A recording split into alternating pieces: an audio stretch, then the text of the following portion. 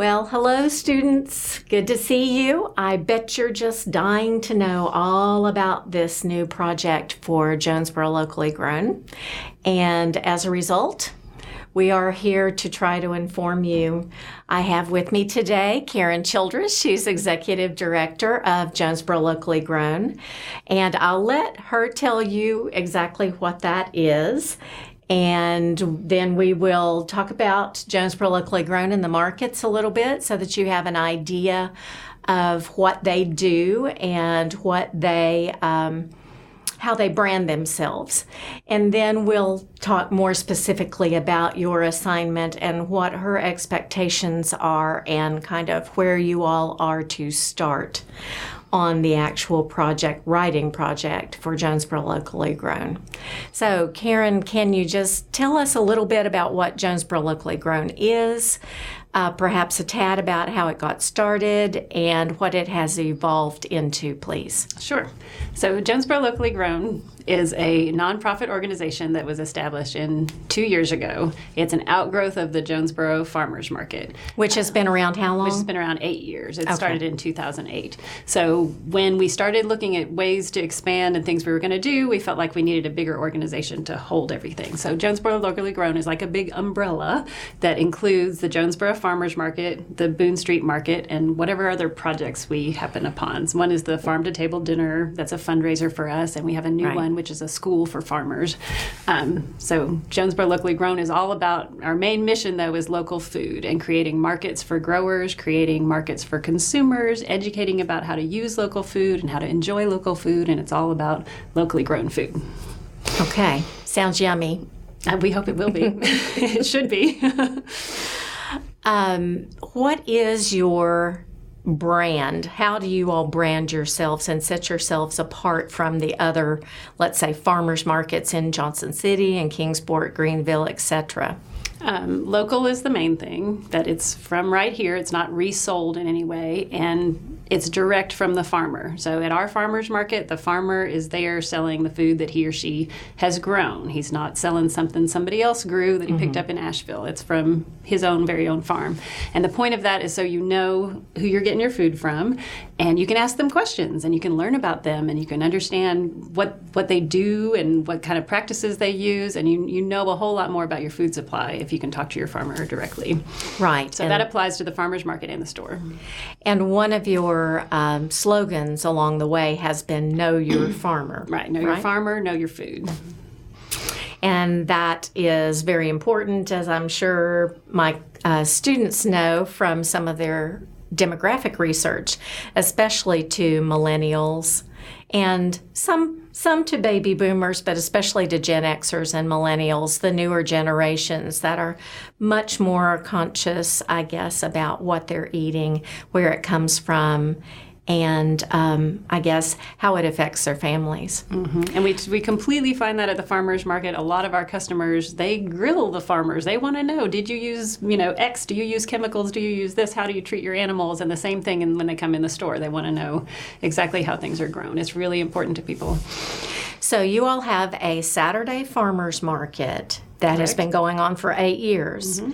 And then within the last year, is it about a year now? Exactly. Since you opened the Boone Street Market, which is open when and what does it do? Okay, it is a year-round retail store for local food, and it's meant to be as close to the farmer's market as it can be without having the farmers there themselves. So everything is divided by farmer. It's not just one big bin of tomatoes. It's Farmer Joe's tomatoes and Farmer Sue's tomatoes, etc. So if you have an affiliation with those farmers, you can find the farmer, and you can find out how the practices that were used on those plants. But Boone Street Market is open Monday through Saturday from 10 to 7 right now. And it was designed as an extension of the farmers market because we felt like there was a year-round demand for local food, and we wanted to create that opportunity. Okay. And that's the newest child, I guess, although you mentioned that you also now are working on a school. Yes, we're a collaborator on what's called the Field School for new and beginning farmers, because what we also want to do is help these farmers that are coming to sell at Boone Street Market make sure they're successful so that they have all the tools they need to be a successful year-round farmer or extend their season. So this will get started in November, and it'll be a monthly series for farmers. Okay. But that field school will not actually be part of this particular assignment that we're talking about. That's just sort of extra to let you know some of the other things we do. Pieces. We're not only doing the markets and the buying and the selling. We're trying to educate as well. Right. That's great. I think that's wonderful as part of the evolution of your brand. Now, as to your brand, you mentioned that local food and knowing the farmer is really important to your brand. Are there other pieces of the way you all are branding Jonesborough Locally Grown that you want the students to know as they're working on this project for you? Another aspect of the Boone Street Market facility is that it has a kitchen in it. So we're, in addition to just selling the produce and the raw materials, once a month we have what we call a 100-mile dinner, where the ingredients all come within 100 miles of Jonesborough, and it's prepared by a different guest chef. And people come. It's a fundraising dinner held in the store, and those have sold out every month that we've had them. That's great. So sort of seeing examples of how to prepare food is another part of what we do. But I think it all still falls under, know your farmer. We tell everybody all the farms that the food comes from, and to taste good food and be inspired to shop and buy good food. That's how it keeps going. And where are those dinners held? They're held at Boone Street Market. Oh, okay. Inside the store. Inside we cram the store. them in. Yeah, there's only room for 30, and that's it. Not a single soul more. I don't know how you get 30 in there. We move everything out and put the tables in. And when we talk about the Boone Street Market, it is literally on Boone Street. As you head into Jonesborough, you pass by the Visitors Center, and it's immediately on the right after that. You could drive by it and not notice it, but you all need to drive by and check it out. The farmers market itself is held when and where, so they could maybe check it out too before it's over with. The farmers market is on Saturdays, and it runs Saturdays through October from 8 to 12 beside the old courthouse just off of Main Street in Jonesborough. So it's right around the corner from Boone Street Market. One of the sort of alleys that run beside the courthouse, although they're not really alleys, but they're short little streets. Very short street, yeah. Okay. Are there any other things about Jonesborough Locally Grown that you kind of want to give them background on before we move on to talk about this project? Probably it's just worth knowing that this whole organization is a very much a kind of a grassroots thing, that we were started by, my neighbor Curtis and a farmer who were trying to figure out where to sell food, and then Curtis pulled me in, and it's a lot of our work happens around a kitchen table. It's very much kind of down to earth, and we figure out what we need to do, and we paint the poster, or unless we can get Lise to make the poster and make it pretty for us. Or one of my students. But, we're really kind of figuring this out as we go along. None of us are experts in anything. We just wanted to do this. But it's become very successful, and I think very much followed by a lot of people in the region.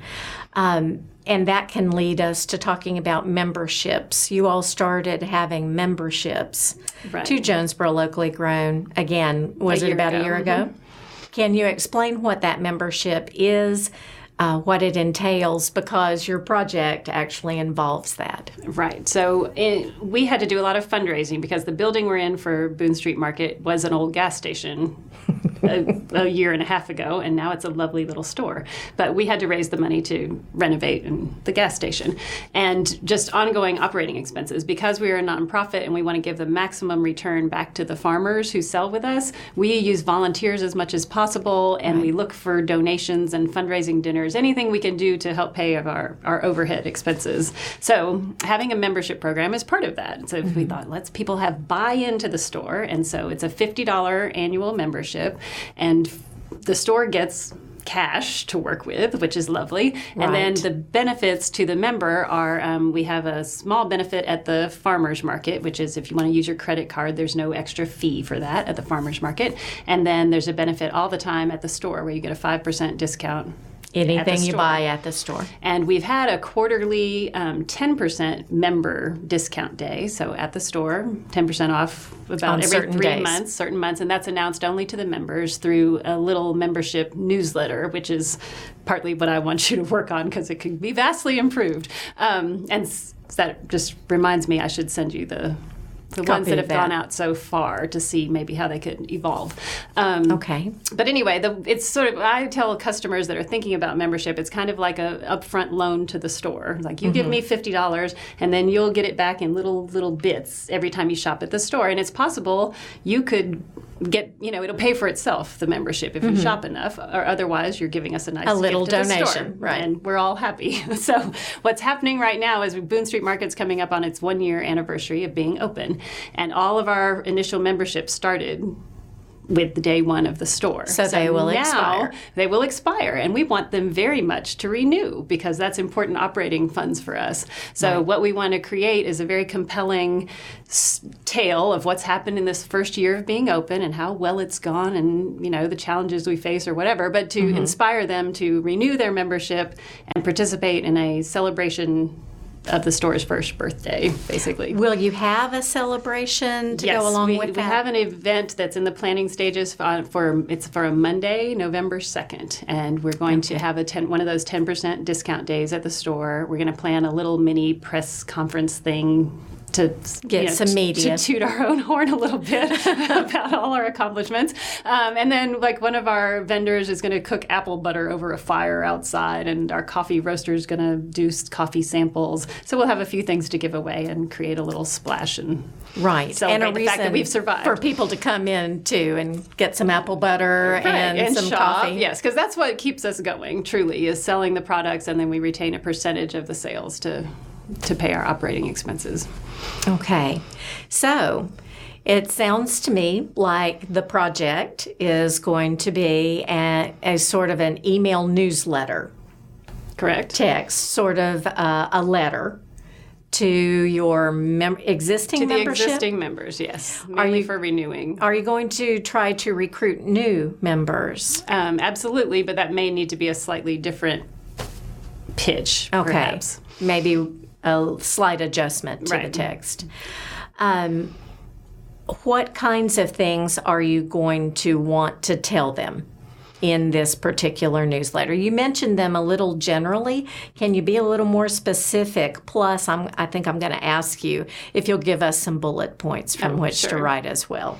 But if they're taking notes, and I know you're taking notes, I can see you busily at that, just in my mind's eye.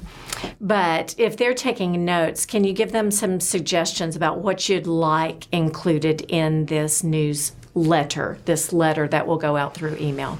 I think the main message would be appreciation for the people who have been members so far. Right. And then sort of a listing of some of our accomplishments that we have had. We've sold $250,000 worth of local farm products in this past year, and I think that's amazing. That's pretty darn good. And all of that, it stays in our community, and it's local funds that stay here locally, and there's a multiplier effect. I don't know if I need to include that, about how if you buy something from a local shop instead of from a big box supplier, the money circulates in the economy three more times typically.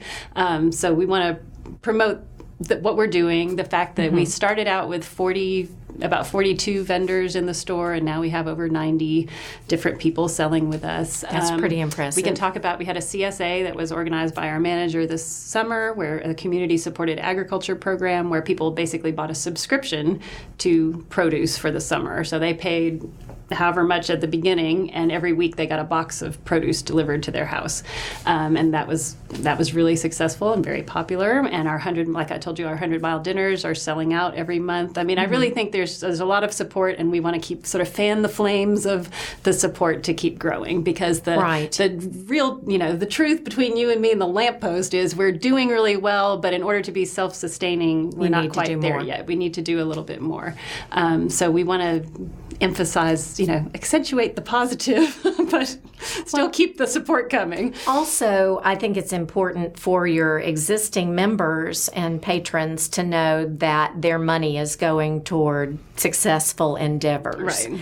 And that you all have a bevy of ideas and things going on. And because everyone who donated or who became members may not know every facet Right. of what's gone on. So I think that's a really good idea that you have to share with them the success stories of the past year So I think what that I'd they like are to, a part of. Yes, and they've gotten some. So what I'd like to, I'll send you the 3 little newsletters that have gone out so far that are very short. They're only like 2 pages. That's Okay. partly updates, but tries to wedge in a little milestone or something. But we'd like to build on that pattern basically and exceed it, Okay. or improve upon it. So. Well, and maybe we can help you, and I might include that some brainstorming as part of this project, ways in which you all can reach out to other target audiences to try to expand. And of course, word of mouth, I think, is huge. Right. So maybe even a suggestion in this newsletter or in this letter that's going to go out to them to suggest that they forward it to someone else. Right. It could be, start out with a list of everything they've helped support so far and then ways they can contribute because they may not be aware about our 100-mile dinners. They may need a Right. reminder of that or recruit a friend to become a member or just shop more.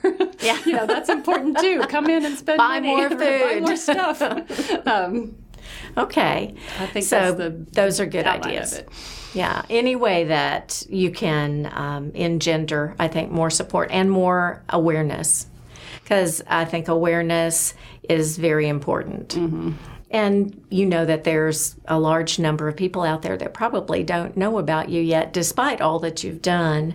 So, Right. So I any think way that you can this- reach out further. The format that we're talking about can go to our existing members, but could be modified very easily to be posted everywhere on Facebook and whatever to also recruit new members and people. give them an opportunity. So, Okay. Are there, as I said, I will ask you if you'll give us some bullet points for them to integrate into the copy for you. But are there other things that we have not talked about that you want to include in this particular project? depending on the timing of it, the more details about our planned festivities for November the 2nd might also Yes. factor in to let people know about those and what's going on. So, Any details that you can have toward that, I'm yes, sure will and we're be trying good. to pin those down, so we'll work on that. Over the kitchen table. But yeah, this whole goal is for something that will lead up to publicize November the 2nd. So it's sort of essence of the moment kind of thing. So That's your whatever main you come goal. up with will be used immediately. So Okay, that's good to know. Also, I wanted to mention to the students, especially because this is going to the actual members, people who have already purchased a membership, they do not need to be sold on the locally grown, know your farmer Right. aspect of things. I mean, they understand it. They appreciate it already. So that's not going to be the main pitch. no, the main pitch is thanking them. Thank you. Your support is vital, and keep it up. So we Right. want to encourage them to maintain their involvement. And I'm also, in addition to requiring you all to write this email letter, I'm also going to be asking you to create a shorter version for a direct mail piece. Karen can have the option of doing that, and maybe that could be going out to non-members, for that matter, through a mailing list. But that will also be part of your assignment. To do a boiled down, more succinct version of this as a direct mail piece as well, since we're talking about that this week. Well, I appreciate your time thank so you. very much. I may also ask if they could email you questions if they have Sure. questions. So if you don't mind my posting your email, Not at all. Your- Please do. your JBO email. Yep. And I look forward to seeing what you all have to say and to write for this particular assignment. We'll be giving you more details as the next week or two. This is actually going to be a couple weeks of an assignment in 2 differing pieces. I look forward to seeing what you do, and I hope you'll go see the farmers market on come see us. Saturday, one of these Saturday mornings. There's only 3 more. Yes. So get out there and buy yourself some locally grown food and check in with Karen and their market managers. And if you have any questions, I'll give you her email. You have my email. You know how to get me. So good luck with this. I look forward to hearing what you have to say.